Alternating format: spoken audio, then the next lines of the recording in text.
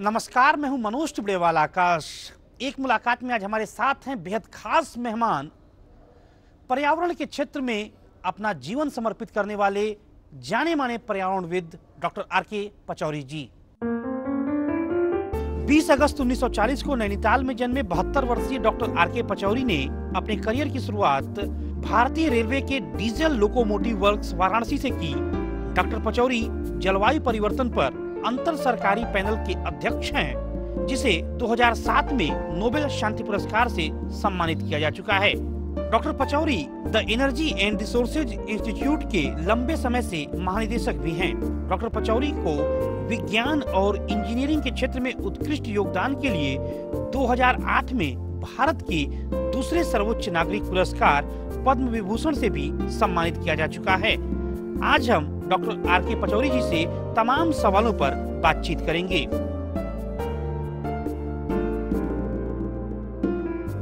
Doctor Pachauri, आपका स्वागत है दूरदर्शन की इस खास पड़ताल एक मुलाकात में।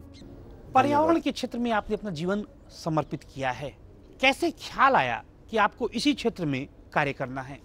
इसके कई कारण हैं। एक तो ये कि देखिए, मेरी पैदाइश नैनीताल में हुई थी और वहाँ पर जो प्रकृति का सौंदर्य है वो हर पल आपको देखने को मिलता है और वो एक प्रकार से आपकी आत्मा से जुड़ जाता है। फिर मैं इंजीनियर बन गया और जैसे आपने कहा, मैं डीजल रेल इंजन कारखाने में वर्क्स मैनेजर था जब मैं वहाँ से छोड़ के गया, क्योंकि मेरे अंदर एक ये बड़ी भारी उमंग थी कि मैं आगे पढ़ूं। उसके लिए जो मैं अपना धन्यवाद देना चाहता हूं, मेरे एक टीचर थे स्कूल में, उनका नाम था आर्थर फ्लिन।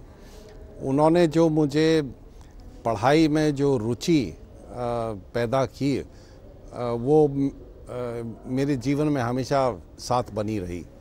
तो जब मैं पढ़ने गया यूनाइटेड स्टेट्स, तो पहले मैंने मास्टर्स डिग्री की, फिर पीएचडी इंडस्ट्रियल इंजीनियरिंग में और फिर इकोनॉमिक्स में किया। तो मैं ऊर्जा के क्षेत्र में और ऊर्जा नीति के ऊपर विशेषकर रिसर्च कर रहा था। तो जितना मैंने उस पर अध्ययन किया, उससे मुझे ये पता लगा कि ऊर्जा का जो क्षेत्र है, पूरा सेक्टर, उसका एक बड़ा भारी प्रभाव पर्यावरण पर पड़ता है। तो उसकी मुझे चिंता होने लगी। मुझे ये लगा कि कोई ऐसे रास्ते निकालने चाहिए जिससे कि ऊर्जा की खपत से जो पर्यावरण को हानि होती है उसको किसी तरह काबू में लाया जाए।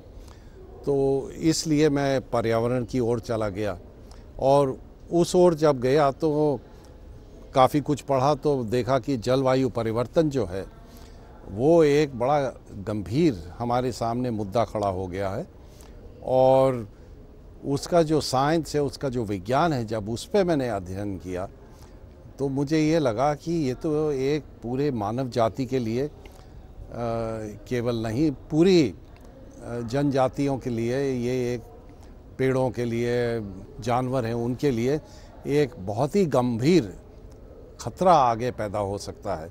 बड़ी बात आपने कही कि क्लाइमेट चेंज, जलवायु परिवर्तन समूची मानव जाति के लिए एक बड़ा खतरा आने वाले समय में है। क्या कुछ किया जाना चाहिए इसके बचाव के लिए? और ख़ास तौर पर अगर भारत की बात करें तो भारत सरकार जो कुछ कदम उठा रही है उससे कितना संतुष्ट हैं आप? जो भारत सरकार ने जो योजना बनाई है, national action plan on climate change, बहुत अच्छा प्लान है, लेकिन मुझे ये कहना चाहिए कि उसको लागू करने में थोड़ी कमियां हैं। और ये तो आपको पता है, सरकार बड़ी परियोजनाएं बनाती है, बड़े कदम उठाती है, लेकिन उनको अमल करने में कुछ थोड़ी कमी रह जाती है। और हमारे लिए जलवायु परिवर्तन जो है एक बड़ी गंभीर चुनौती है। इसको अगर हम काबू में करना चाहें तो उसके लिए सबसे पहले तो हमें एडेप्टेशन मेजर्स हाथ में लेने पड़ेंगे। देखिए, जलवायु परिवर्तन के कारण पानी की जो अवेलेबिलिटी है उसमें कमी आ सकती है जगह जगह, और हमारे स्वास्थ्य के ऊपर उसका बड़ा भारी प्रभाव पड़ सकता है। जो कृषि क्षेत्र में उत्पादन है उसके ऊपर काफ़ी प्रभाव आ सकता है। जो लगातार पेड़ कट रहे हैं ये एक बड़ी चुनौती है। हम नारे तो खूब देते हैं, एक वृक्ष 10 पुत्र समान, नारे सुनने में अच्छे लगते हैं, कहने में अच्छे लगते हैं, लेकिन हकीकत में हम खुद ही इसका पालन नहीं कर पाते। खूब बड़े पैमाने पर पेड़ काटे जा रहे हैं, आखिर क्यों?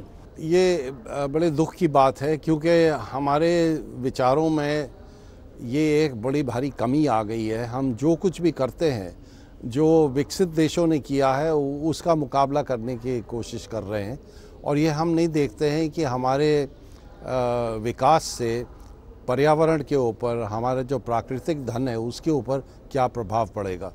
और इसलिए जब हम स्वतंत्र हुए उसके कई वर्ष बाद इस चीज़ पे मेरे विचार में बिल्कुल ध्यान नहीं दिया गया है, और उस समय बहुत से पेड़ कटे। अब मैं जानता हूँ जो तराई का सारा एरिया है वो जंगल से भरा हुआ था, उसको काट के सब कृषि क्षेत्र के लिए अब कन्वर्ट कर दिया गया है। ठीक है, हमें खाने की आवश्यकता है और जो सीरियल्स हैं उनका प्रोडक्शन बढ़ाना है, लेकिन वो किस कॉस्ट पर किया है, उसका हमें क्या मूल्य देना पड़ेगा, उसके ऊपर बिल्कुल विचार नहीं किया गया। तो हमें अपनी जो सोच है, उस जो हमारी दृष्टि है, उसको उसमें जब तक हम अंतर नहीं लाएंगे तो मेरे विचार में ये पेड़ कटते रहेंगे। जो हमारी नदियां हैं उनको प्रदूषण से हम नष्ट करते जाएंगे।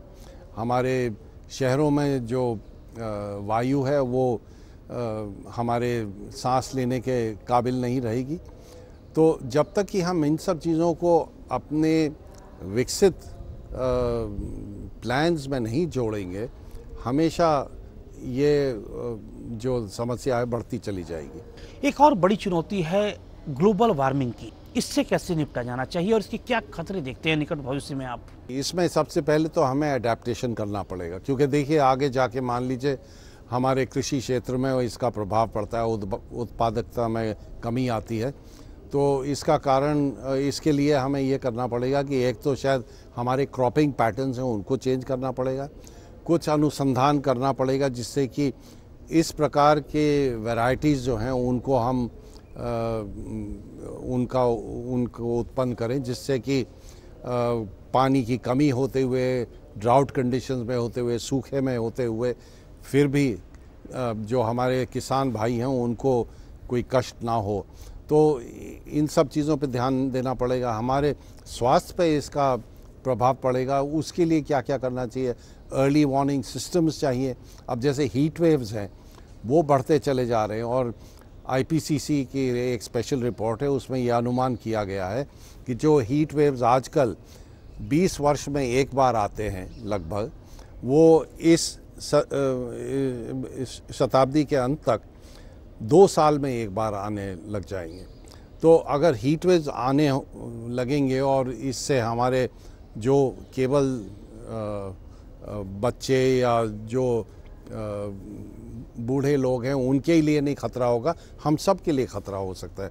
तो अर्ली वार्निंग सिस्टम्स चाहिए, और अडेप्टेशन मेजर्स जो हैं उसके लिए लोकल कैपेसिटी को जो है उसको भी बढ़ाना पड़ेगा, क्षमता को बढ़ाना पड़ेगा। अब सी लेवल राइज, जो समुद्र की जो ऊंचाई है वो बढ़ती चली जा रही है, तो उससे जो कोस्टल एरियाज़ हैं, जो हमारे शहर हैं जो कोस्टल रीजन में हैं, उनके लिए कुछ ऐसे ढंग निकालने पड़ेंगे जिससे कि प्रॉपर्टी और जीवन के ऊपर ख़तरा ना आए। तो ये तो हो गया अडेप्टेशन मेजर्स, लेकिन पूरे विश्व में ये बहुत आवश्यक है कि जल्दी से जल्दी जो ये ग्रीन हाउस गैसेज हैं, जिसमें कार्बन डाइऑक्साइड जो है इसकी मात्रा सबसे ज़्यादा है, इनके ऊपर काबू लाया जाए, और हमें कुछ ऐसे ढंग निकालने चाहिए जिससे कि इनके इमिशंस जो हैं उनको जल्द से जल्द कम किया जाए। तो ये हमें 2 रास्ते जो हैं अपनाने पड़ेंगे। एक तो लोकल लेवल पर इसका ज़्यादा जोर रहेगा, और एक ग्लोबल लेवल पर, और उसके लिए आपको पता है UN framework convention on climate change जो है उसके अंतर्गत नेगोशिएशन चल रहे हैं। लेकिन मुझे बहुत अफसोस है कि वो नेगोशिएशन जो हैं जहाँ जाने चाहिए वो जा नहीं रही हैं। एक और बड़ा सवाल करूंगा आपसे, नदियों में प्रदूषण लगातार बढ़ रहा है, सरकारें भी कोशिशें कर रही हैं, तमाम लोग आंदोलन भी करते हैं कि नदियों में जो प्रदूषण का स्तर है उसे कम किया जाए। नतीजा क्यों नहीं ठोस निकल पा रहा? इसमें बहुत कमियां हैं। एक तो देखिए हमारे जो जितने लॉज हैं, रेगुलेशंस हैं, उनको लागू करने में हमेशा कमी रहती है। आप चाहे कोई पाबंदी लगा दें किसी उद्योग के ऊपर कि वो प्रदूषण नहीं कर सकते हैं, वो किसी ढंग से उसका पालन नहीं करते हैं। अब वो क्यों ऐसा होता है उस पर मैं क्या चर्चा करूं, आपको पता है हमारे वहाँ कमियां हैं, हमारे वहाँ करप्शन है, और इस सब के कारण जो चीज़ होनी भी चाहिए वो नहीं होती है। दूसरी वजह यह है कि मेरे विचार में यदि आप प्रदूषण से बचना चाहें तो जब तक कि आप लोकल कम्युनिटी को नहीं इन्वॉल्व करेंगे, ये केवल सरकार नहीं कर पाएगी। तो मेरे विचार में एक समय अब ऐसा आ गया है कि आपको पीपल्स मूवमेंट चाहिए इसमें, और लोकल कम्युनिटीज़ को कहना चाहिए बस इससे अधिक हम नहीं बर्दाश्त करेंगे, बहुत हो गया है, और जो भी प्रदूषित कर रहा है नदियों को उसके साथ हम कार्रवाई करेंगे। तो इसमें एक पीपल्स मूवमेंट जब तक नहीं होगा, ये प्रदूषण की समस्या जो है बढ़ती चली जाएगी। और एक मुलाकात में यहाँ पर रुकेंगे एक छोटे से ब्रेक के लिए। ब्रेक के बाद भी देश के जाने माने पर्यावरणविद डॉक्टर आर.के. पचौरी जी से यह बातचीत जारी रहेगी। ये लो। मुबारक हो मैडम, आज से आपको मिलेगी गैस सिलेंडर पे 20% की छूट। 20%। तो लाओ मेरे बाकी पैसे वापस। वो तो आपके हाथ में। प्रेशर कुकर यूज कीजिए, खाना ढक्कन डाल के पकाइए, 20% गैस जरूर बचेगी। हाँ, बात तो वही है ना। सेव फ्यूल यानी सेव मनी। पहले खाद, फिर पानी। अरे ये पेड़ तो सूख गया। चलो इसमें पानी डालते हैं। अब पानी डाल के क्या फायदा? अरे पानी डालेंगे तभी तो फूल खिलेंगे। अरे पापा, आप ही ने तो बताया था जब पेड़ एक बार सूख जाए उसमें जितना भी खाद पानी डालो वो ठीक नहीं हो सकता। मेरी मुन्नी तो बड़ी समझदार है, शाबाश। ठीक इसी तरह अगर एक बार बच्चा कुपोषण का शिकार हो गया तो चाह कर भी हम उसे दोबारा ठीक नहीं कर सकते। कुपोषण यानी सही पोषण का ना मिलना। गर्भ से लेकर जन्म के पहले 2 साल बच्चों में इसका सबसे ज्यादा खतरा होता है। आज देश का लगभग हर दूसरा बच्चा कुपोषण का शिकार है, यानी शरीर और दिमाग से कमजोर। तो आइए मिलकर कुपोषण के खिलाफ एक जंग छेड़ दें। एक खुशहाल और उपयोगी जीवन के लिए चाहिए मन की शांति। इसीलिए मैंने चुना LIC। LIC से आता है जीवन में सुरक्षा का सुर। तो कहीं और क्यों जाएं?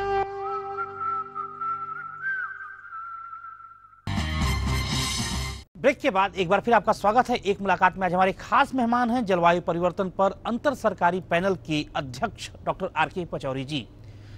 पचौरी साहब, आबादी बढ़ने के साथ साथ हमारे देश की सड़कों पर गाड़ियों की संख्या भी बढ़ रही है। कैसे गाड़ियों से जो प्रदूषण होता है इसे रोका जाना चाहिए? मुझे इस पर बड़ी भारी चिंता है, क्योंकि देखिए जो गाड़ियों की संख्या, आप जैसे दिल्ली जैसे शहर देख लीजिए, यहाँ पर हर 1000 जनसंख्या में 200 गाड़ियाँ हैं, और आप हांगकांग या सिंगापुर को देखें तो वहाँ 70 से 100 गाड़ियाँ प्रति 1000 की संख्या पे मिलेंगी। और उनका जो वेतन है, जो उनकी पर कैपिटा इनकम है, हमसे कहीं ज़्यादा है।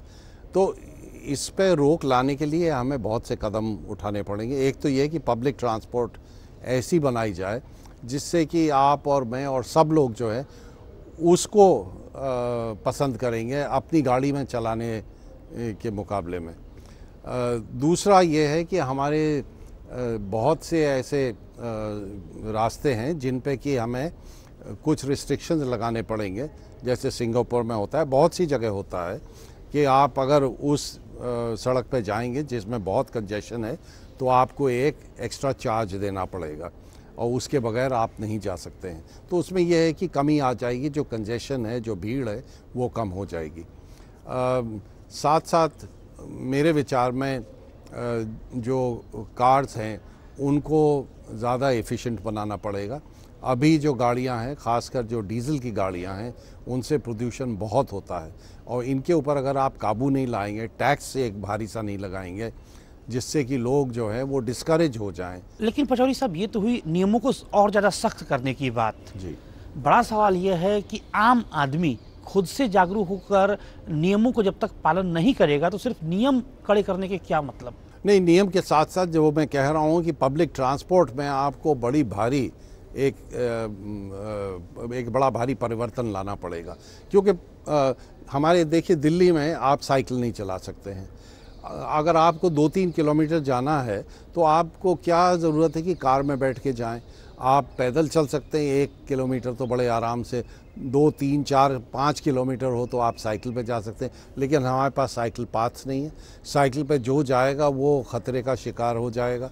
तो हमें बहुत से इस तरह के कदम लेने हैं जिससे कि कार पे हमारी जो निर्भरता है वो कम से कम हो जाए।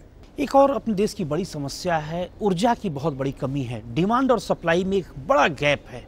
कैसे इस गैप को भरा जाना चाहिए? एक तो ये हम ऊर्जा बहुत वेस्ट करते हैं।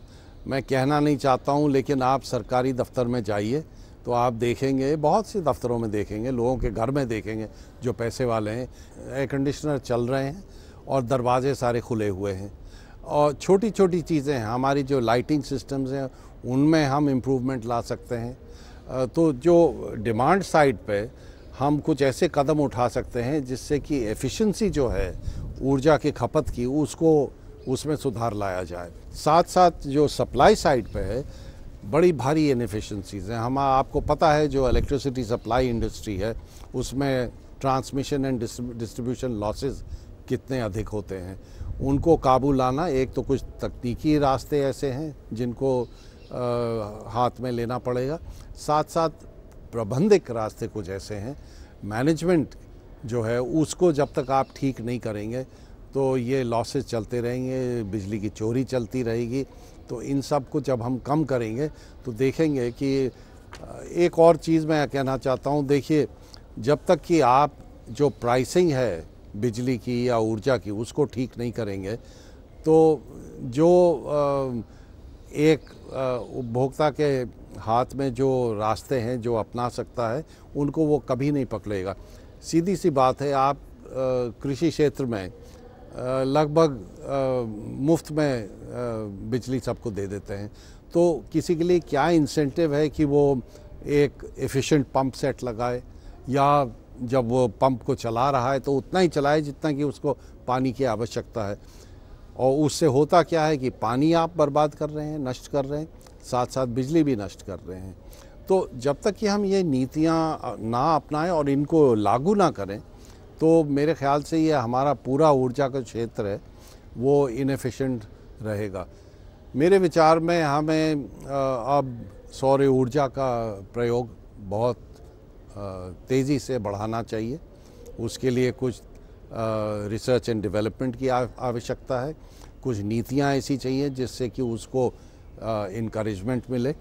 क्योंकि आप आगे देखिए 20-10 साल पहले आगे जाके हमारे लिए जो अभी ऊर्जा के खपत का जो ढांचा है उसको बदलना ही पड़ेगा। साफ पीने का पानी भी ठीक मात्रा में उपलब्ध नहीं है, इसका क्या कारण मानते हैं? इसका ये है कि सबसे पहले तो जैसे पहले चर्चा हुई थी, हमने अपनी नदियां जो हैं, जो तालाब हैं, उनमें इतना प्रदूषण कर दिया है कि आप वो पानी पी नहीं सकते। जब मैं बच्चा था मुझे याद है जो नल से पानी आता था हम लोग सब वो पीते थे क्योंकि उसकी क्वालिटी बिल्कुल ठीक होती थी। अब प्रदूषण इतना हो गया है, केमिकल्स इतने आ गए हैं, गंध इतनी आ गई है कि उसको आप पी नहीं सकते। और उस कारण अब हम वो प्लास्टिक की बोतल जो है, जिससे और प्रदूषण फैलता है क्योंकि वो प्लास्टिक की बोतलें जगह जगह फेंकी जाती हैं, वो हमने एक रास्ता ले लिया है। तो इसको ठीक करने के लिए ये बहुत आवश्यक है कि जो पानी है, एक तो उसका प्रबंध ठीक से होना चाहिए।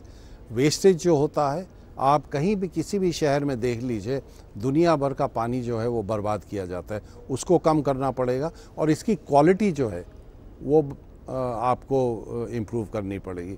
मैं देखिए जो पेरिस के मेयर हैं उनके साथ में लंच एक बार खा रहा था, तो उन्होंने कोई बोतल से पानी नहीं दिया क्योंकि उन्होंने अपने लिए और अपने शहर के लिए ये लक्ष्य रखा कि जो पानी टैप में आता है, नलके में आता है, वो पीने के काबिल होना चाहिए। उन्होंने सारा जो है अपना वाटर सप्लाई सिस्टम इस तरह इम्प्रूव किया है कि अब उसकी क्वालिटी बिल्कुल फर्स्ट क्लास है। तो वो जब खाना खिलाया उन्होंने तो मुझे नल का पानी जो था वो पिलाया, और वहाँ पेरिस में अब ये हालत हो गई। हम यहाँ क्यों नहीं कर सकते? यदि हम ऐसा कर लें तो किसी के लिए कोई कष्ट नहीं होगा, नहीं तो गरीब आदमी बेचारा कितनी बोतलें खरीद के पानी क्या यह पिएगा। संभव है आपको लगता है? बिल्कुल संभव है, और देशों ने किया है तो हम क्यों नहीं कर सकते? यदि हम इस पे अगर दृढ़ता से आगे बढ़ें तो ये हम कर सकते हैं, और नहीं करेंगे तो हमारे लिए बड़ा भारी नुकसान रहेगा। और एक मुलाकात में यहाँ पर रुकेंगे एक और छोटे से ब्रेक के लिए। ब्रेक के बाद भी जाने माने पर्यावरणविद डॉक्टर आर.के. पचौरी जी से बातचीत जारी रहेगी। ये लो। मुबारक हो मैडम, आज से आपको मिलेगी गैस सिलेंडर पे 20% की छूट। 20%। तो लाओ मेरे बाकी पैसे वापस। वो तो आपके हाथ में। प्रेशर कुकर यूज कीजिए, खाना ढक्कन डाल के पकाइए, 20% गैस जरूर बचेगी। हाँ, बात तो वही है ना। सेव फ्यूल यानी सेव मनी। एक खुशहाल और उपयोगी जीवन के लिए चाहिए मन की शांति, इसीलिए मैंने चुना LIC। LIC से आता है जीवन में सुरक्षा का सुर, तो कहीं और क्यों जाएं?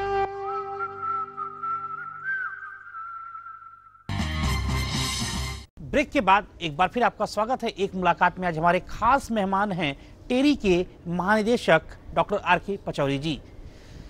आप भारत सरकार की ढेर सारी कमेटियों में रहे हैं, जुड़े हैं, काम भी कर रहे हैं अभी भी। इसके अलावा तमाम रिसर्च और एकेडमिक संस्थाओं से भी जुड़े हैं। इनके बारे में हमें बताइए, किन किन संस्थाओं में भी आप हैं? मैं एक तो जो प्राइम मिनिस्टर साहब का एडवाइजरी काउंसिल है क्लाइमेट चेंज के ऊपर, जलवायु परिवर्तन के ऊपर, उसका सदस्य हूँ। IPCC का तो खैर हुई, और भी छोटी मोटी संस्थाएं हैं, लेकिन इसमें कोई ऐसी बड़ी बात नहीं है। जो हमारे सामने चुनौतियां हैं वो काफ़ी गंभीर हैं, और मैं मानता हूं कि अब समय ऐसा आ गया है कि केवल सरकार ही सब कुछ नहीं कर सकती है। हम लोगों को कुछ ऐसे मॉडल्स बनाने पड़ेंगे जिससे कि हम पूरे देश को, इनफैक्ट पूरे विश्व को बता सकें कि जो आगे परिवर्तन करना है वो इस दिशा में करना है। मैं आपको एक छोटा सा उदाहरण दूं। हमने देखिए, हमारे देश में लगभग 40 करोड़ लोग हैं जिनके पास बिजली नहीं आती है, और ये अधिकतर सब कृषि हमारे गांव में रहते हैं। और आप चाहे जो कुछ भी कहिए, मेरे विचार में ये 3 पीढ़ियों तक इनको बिजली नहीं मिलेगी, या मिलेगी भी तो वो रात में कुछ घंटे के लिए आएगी, वो उसके ऊपर निर्भर नहीं रह सकते हैं। आपकी बात तो सरकार के दावे के ठीक उलट है। सरकार कहती है कि हम हर गांव को बहुत जल्द जो है बिजली पहुंचाएंगे। मेरे विचार में वो ना होगा, और ना ये मेरे विचार में ठीक है। हमने इसीलिए सोलर लैंटर्न्स जो हैं, लालटेन बनाई हैं, जो सौर ऊर्जा से चलती हैं। वो बहुत कम वेट की हैं, उनके ऊपर LED लाइटिंग सिस्टम्स हैं, और हमने ये कहिए एक परिवर्तन, एक कैंपेन शुरू किया है, लाइटिंग अ बिलियन लाइव्स, जिससे कि हम एक महिला को हर एक गांव में ट्रेनिंग देते हैं कि वो इन लालटेनों को दिन के समय सोलर पैनल अपने छत पे लगा के उनको चार्ज कर सके, और रात में सबको वो रेंटल पे दे देती है सब गांव के लोगों को। अच्छा, इससे हमने लगभग 2000 गांव में इस योजना को लगाया है, लेकिन उसकी देखरेख से जो निजी क्षेत्र में लोगों में प्रोत्साहन मिला, उससे उन्होंने कई दर्जे आगे बढ़ा के इसको आगे कर दिया है। तो मैं ये कहना चाहता हूँ कि अब समय ऐसा आ गया है कि सब चीज़ का हल हम केवल सरकार से ही नहीं एक्सपेक्ट कर सकते हैं। हम लोगों को सबको मिलजुल के रास्ते ऐसे निकालने पड़ेंगे जिससे कि इस समाज का आगे जाके कुछ भला हो।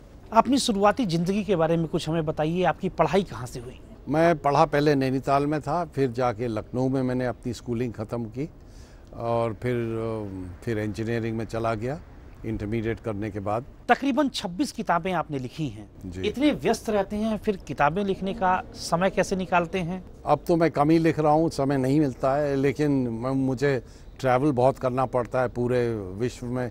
तो जब मैं ट्रैवल करता हूँ तो हवाई जहाज़ पे बैठे बैठे जब तक कर सकता हूँ मैं लिखता रहता हूँ कुछ ना कुछ। सबसे आपके दिल के करीब कौन सी किताब है? ये बड़ा मुश्किल है कहना। देखिए, हर एक विषय के ऊपर कोई ना कोई ऐसी किताब है। अब देखिए, अपनी जो आध्यात्मिक उन्नति के लिए मैं तो भगवत गीता को मानता हूँ, मैं बाइबल भी पढ़ता हूँ, मैंने कुरान भी पढ़ा है। हर एक में कुछ ना कुछ ऐसी चीज़ है जिससे कि आप लाभ उठा सकते हैं अपने लिए। इतनी व्यस्तता आपकी रहती है, जब खाली वक्त मिलता है तो क्या कुछ करना पसंद करते हैं? खाली वक्त तो सच पूछे मिलता नहीं है। मैं क्रिकेट का बहुत शौकीन हूँ, क्रिकेट लगातार खेलता हूँ। अभी भी बॉल को स्विंग करता हूँ, आउट स्विंग इन स्विंग दोनों करता हूँ। 72 साल की उम्र में? बेहद। और अभी 5 साल तक तो कम से कम और खेलूँगा, अगर और ज़्यादा खेल सकता हूँ तब भी खेलूँगा। मैं कविता लिखता हूँ अंग्रेज़ी में, एक मैंने उपन्यास भी लिखा है अंग्रेज़ी में। तो जब समय मिलता है ये सब करता रहता हूँ। मेरे विचार में अपनी बॉडी को, अपने दिमाग को कुछ ना कुछ करते रहना चाहिए। आपके जीवन का लक्ष्य है क्या? जीवन का लक्ष्य ये है कि जब तक हो सके समाज के लिए क्या ठीक है, इस पृथ्वी के लिए क्या ठीक है, उसके ऊपर ध्यान देता रहूं, उसके ऊपर जो थोड़ा बहुत योगदान कर सकता हूं करता रहूं। पीपल एंड प्लैनेट, इन दोनों चीज़ों पे अगर ध्यान में देता रहा तो मेरे लिए एक बड़ी भारी खुशी की बात होगी। आप अपना आदर्श किसे मानते हैं? मेरे आदर्श बहुत से हैं, कई लोग हैं। देखिए, अगर आप स्पिरिचुअल एनलाइटनमेंट, विजडम की बात करें तो महात्मा गांधी से बढ़ के कोई नहीं है। पर्यावरण के ऊपर, विकास के ऊपर उन्होंने जो कुछ कहा है वो आज कहीं भी ज़्यादा रेलेवेंट है, और यदि हम नहीं उसको अपनाएंगे तो इस देश के लिए बड़ी भारी एक समस्या आगे खड़ी हो सकती है। विज्ञान के क्षेत्र में बहुत से लोग हैं, आइंस्टाइन जैसे लोग, इकोनॉमिक्स में अपने अमर्त्य सेन साहब हैं। तो हर एक क्षेत्र में कोई ना कोई ऐसा मॉडल है जिससे आपको प्रेरणा मिलती है, और मैं उन्हीं के ऊपर ध्यान देता हूँ। आखिरी सवाल, देश के नौजवानों को आपका संदेश क्या है? मेरा संदेश ये है उनके लिए कि देखिए, जो विकास का रास्ता विकसित देशों ने लिया है उसको आंख बंद करके मत आप अपनाइए, और हमें भारत में अपना एक ऐसा रास्ता निकालना चाहिए जिससे कि जो प्रकृति है, जो पृथ्वी है, जो पर्यावरण हमारे आसपास है, इसका पूरा संरक्षण किया जाए। यदि हम नहीं करेंगे तो हमारे जो आज के बच्चे हैं, जो युवक हैं, उनके लिए आगे जाके बहुत ही गंभीर खतरा हो सकता है। बिल्कुल, बहुत बहुत शुक्रिया पचौरी साहब दूरदर्शन से इस खूबसूरत बातचीत के लिए। तो ये थे जलवायु परिवर्तन पर अंतर सरकारी पैनल के अध्यक्ष और टेरी के महानिदेशक डॉक्टर आर.के. पचौरी जी। आर.के. पचौरी जी ने अपना समूचा जीवन समाज सेवा के लिए समर्पित किया है। हम उम्मीद करते हैं कि आगे भी इनके कार्यों से सिर्फ भारत ही नहीं बल्कि समूचे संसार को लाभ होगा। अगले सप्ताह आपसे फिर मुलाकात होगी ठीक इसी समय आपके अपने लोकप्रिय कार्यक्रम एक मुलाकात में, देश की एक और बड़ी शख्सियत के साथ। तब तक नमस्कार।